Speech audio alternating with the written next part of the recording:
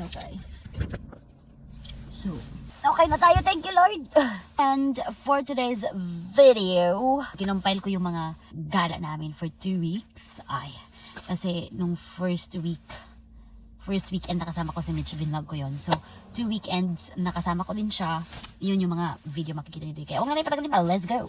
Yes, ago. I'm so back with another vlog, mga bakla! Char, hindi nyo kaya yung energy ko na yon.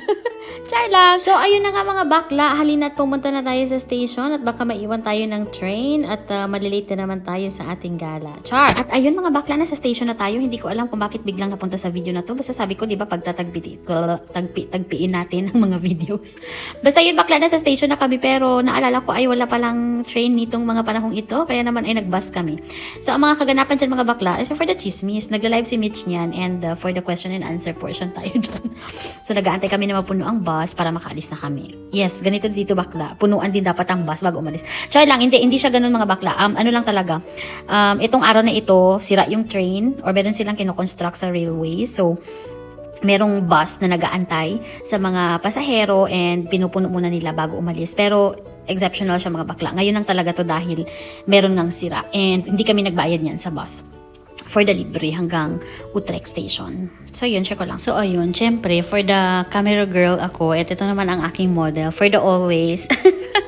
So, yun mga bakla, dito na tayo sa Utrecht Station. And, saan na ba kami pupunta nito? Yung aming palang destination ngayon ay Zaandam. O, diba? Inalala ko muna. At syempre, bago tayo makaakit dun sa top, syempre, mag-ride muna tayo ng escalator. So, ang sa kumayo nga ta, diba? So, yun kita mo, dumating na kami agad sa Zaandam. From the escalator to Zaandam na agad, girl. Char lang. So, yun mga bakla, ito na yung Zaandam and ito yung mga makukulay na mga houses. Siyempre, i-aura natin yan pa. O, diba?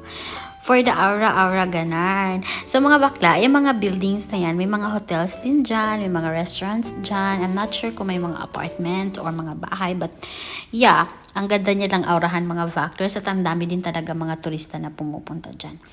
So, yun mga bakla, umikot-ikot lang kami dyan, picture-picture, and aalis na kami, of course. So, yun lang yung mga kaganapan namin that day, mga vaklers. And from there, punta na tayo sa The Hague. Char. Bakit tayo napunta ng The Hague? Anong kaganapan sa The Hague?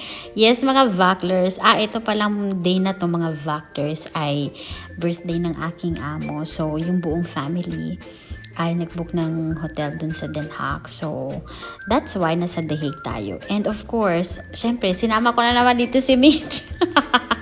Kahit saan talaga sinasama ko si Mitch, no? So, mula pagkadating niya dito, lagi na kami magkasama ng Sabado at Linggo. Diyos ko, miyo na yan.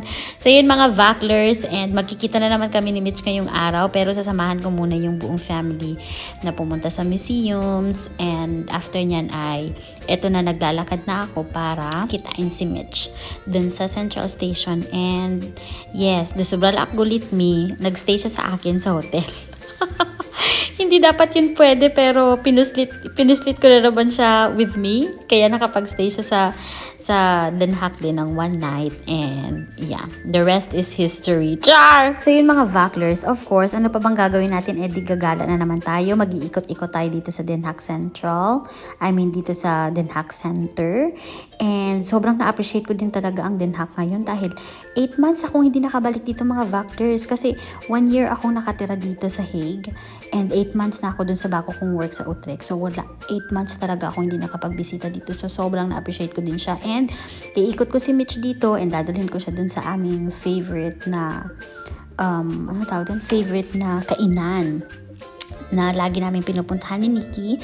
So, dadalhin ko siya dun and I'm so sure na magugustuhan niya talaga yung food doon. It's called LA American. So, Turkish kainan siya mga vaklers and sobrang lasang Asian food yung kanilang pagkain doon. So, tara, let's go. So, gagala muna tayo, picture-picture, iikot, and then, ang final destination natin ay for the kain. But sadly, mga vaklers, na-realize ko hindi pala kami nakapag-video doon sa LA American. But anyway, next time na lang yung mga bakla, for sure, babalik pa rin naman kami doon dahil sarap na nga kami sa food doon. And for the mukbang na lang yung content natin yan. Char! So Next yun mga time. Vaclers, yun lang naman yung mga kaganapan namin sa The Hague. Wala naman kami masyadong mga events, wala naman masyadong mga happenings, although nag-nightlife kami niyan mga Vaclers, kasama si Dicky at ang kanyang boyfriend. Pero syempre hindi na ako masyadong nag-video dahil nga nag-spend na lang kami ng time to enjoy. So next time na lang yung mga ganap natin sa mga nightlife na yan.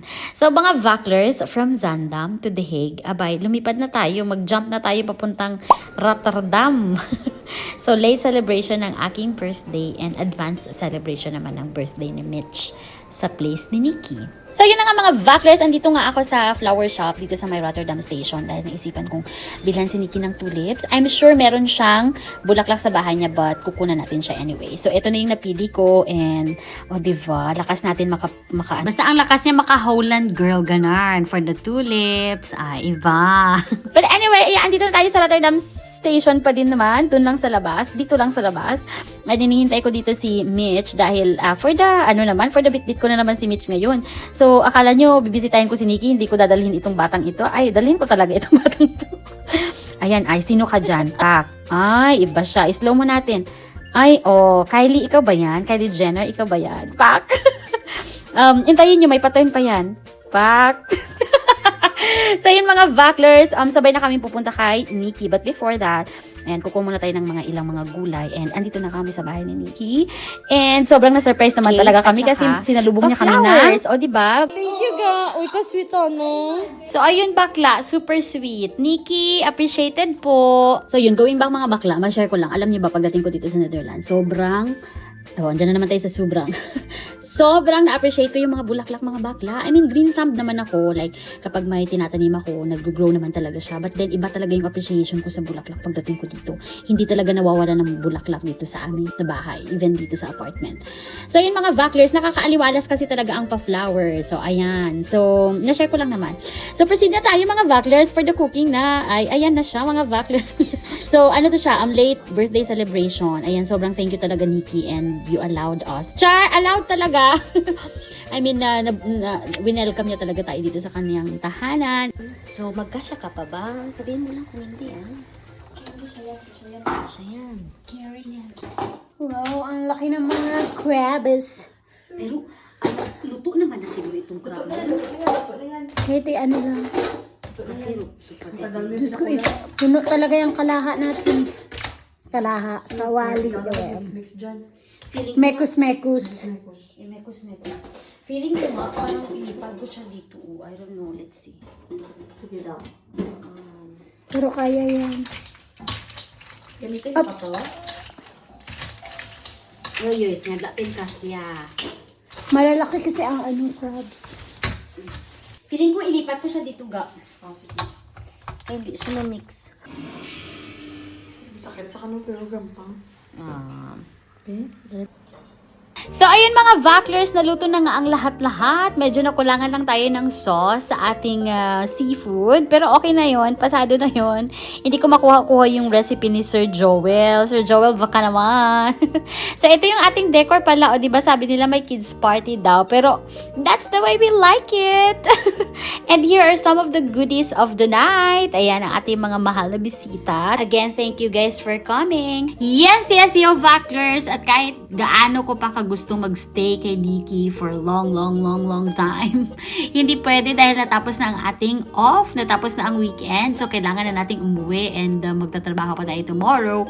But you guys, you know, one of the best things that I really enjoyed dito sa Netherlands or nung iniwan ko yung pagtuturo and umibang bansa para magtrabaho, sobrang na-enjoy ko yung Sabado-Linggo ko, especially now.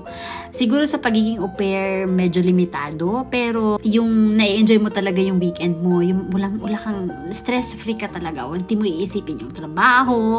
Sorry to say, pero alam mo yun, wala kang lesson plan na ipe-prepare for tomorrow. So, talagang gamit na gamit yung Saturday, Sunday mo as off. Na-enjoy mo talaga siya and makakapagala ka, makakapagbisita ka ng friends, stress-free, and with all the view outside, sobrang nakaka-relax din talaga siya. Nakaka-recharge, ganun. So, yun lang. Na-share ko lang naman. So, yun na yun mga Vaclers.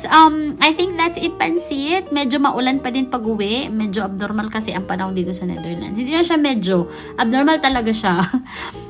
One moment maulan, tas one moment uminit. O, kita nyo naman, di ba? O, maulan doon sa bandang kabila. Tapos pagdating dito, uminit na. Ganon siya kaabno. Ay, sorry for the word. So, yun na yun mga Vaclers. I think that's it, Pansit. Thank you guys for watching again and again. If you haven't subscribed yet to my channel, Char, i-follow nyo na ito. And libre lang naman mag-share or libre mag-comment mga Vaclers. Ay, on the way back pala pa, naglalakad ako pa uwi. Ayan, nakita ko itong napaka-cute na pusa na yan. Ang sarap iuwi sana. But yeah, and dumating na nga ako sa mga bahay. Dumating na nga ako sa bahay, mga Vaclers. And yeah, somehow naging maganda yung panahon pagdating ko. And yeah, that ends our weekend, our long weekend, you guys.